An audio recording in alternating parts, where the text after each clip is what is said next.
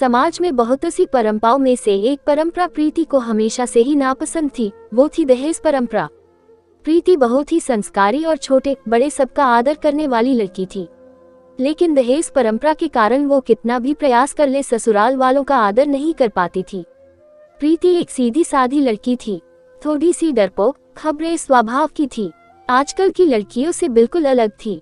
उसका मानना था कि किसी पर भी अन्याय नहीं होना चाहिए और नहीं सहना चाहिए। ऐसे स्वभाव की प्रीति जब शादी करने का विचार करती है तब उसके डरपोक स्वभाव की वजह से उसका रिश्ता टूट जाता था। एक लड़का जो उसके घर के लोगों को पसंद आता है, लड़के की तरफ से भी प्रीति को पसंद कर लिया जाता है। लड़के को तनख्वाह बहुत कम होती है, लेकिन लड़के के घर के लोगों की अच्छी परिस्थिति होती है। पर वो लड़के के माता पिता प्रीति के पिता से कहते हैं कि हमें घर लेने के लिए आधे पैसे आपको देने होंगे और आधे हम देते हैं। शादी के दोनों तरफ का खर्चा भी आपको करना होगा। ऐसी शर्त रखकर शादी पक्की करते हैं।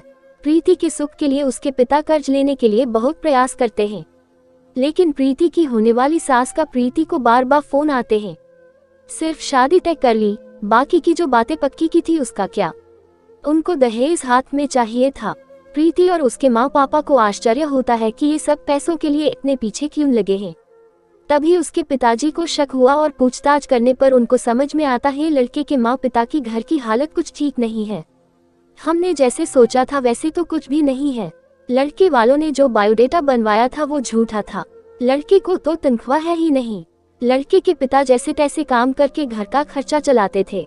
ये सब मालूम होने पर क्या करूँ ये उनको समझ में नहीं आ रहा था कि उनकी शादी तोड़ नहीं सकते। सगाई हो चुकी थी और अब शादी तोड़ी तो समाज में बदनामी होगी और फिर से लड़की की शादी नहीं होगी।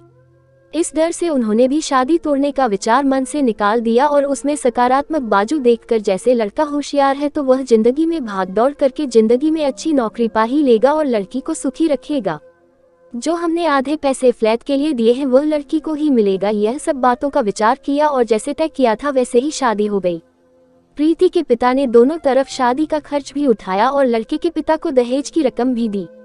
शादी होने के बाद लड़का होशियार होने के कारण उसे अच्छी नौकरी मिली। जब फ्लैट लेने की बात आई तो प्रीति के ससुराल वालों ने उन्हें पूरी रकम देने के बजाय 20 लाख के बजाय 5 लाख ही दिए। खुद के पास से तो दूर उसके पिता ने दिए हुए पूरे पैसे भी उन्हें दिए नहीं और घर आने तक प्रीति के पिताजी ने दिए हुए पैसों का ब्याज भी खुद के पास रखा। यह सब बातें तो प्रीति को खटक रही थी। उसने यह सब बातों का प्रश्न पूछने का बहुत प्रयास किया, लेकिन उसे उत्तर नहीं मिला। प्रीति डरपोक जरूर थी लेकिन अन्याय सहने वाली नहीं थी। उसने हर समय सवाल और जवाब का हिसाब मिलने की अपेक्षा न होने के कारण उसे ससुराल वालों के लिए जरा सा भी आदर उसके मन में नहीं था। जैसे जैसे समय बिता वैसे वैसे उसने अपने ससुराल वालों से संबंध तोड़ दिए। वह घर आते तब वो उनसे अच्छे से बर्ताव करती थी, लेकिन कभी भी मन से उनका कुछ भी काम नहीं करती थी। और वह जब गांव में रहते थे तब कुछ भी होता था तो वह पूछना तक जरूरी नहीं समझती थी। पर उसके ससुराल वालों को इसका कोई फर्क नहीं पड़ता था। जैसे जैसे समय बीतता गया वैसे उनमें बातचीत और अपनापन रहा ही नहीं। रिश्तों में दूरियां आने लगी। सच में दहेज के कारण रिश्ते टूटते हैं तो दहेज लेना कहाँ तक सही है। हालात तुम्हारे खराब है इसलिए लड़की वालों से पैसे लेना कहाँ तक अच्छी बात है। लड़की के माँ बाप भी उसे सिखाते हैं, बड़ा करते हैं और लड़की दूसरों के घर जाकर उनके घर के लिए जिंदगी भर मेहनत करती है। उसके माँ बाप की उससे कोई भी अपेक्षा नहीं होती। ऐसे सभी विचार प्रीति के मन में हमेशा घर कर जाते थे।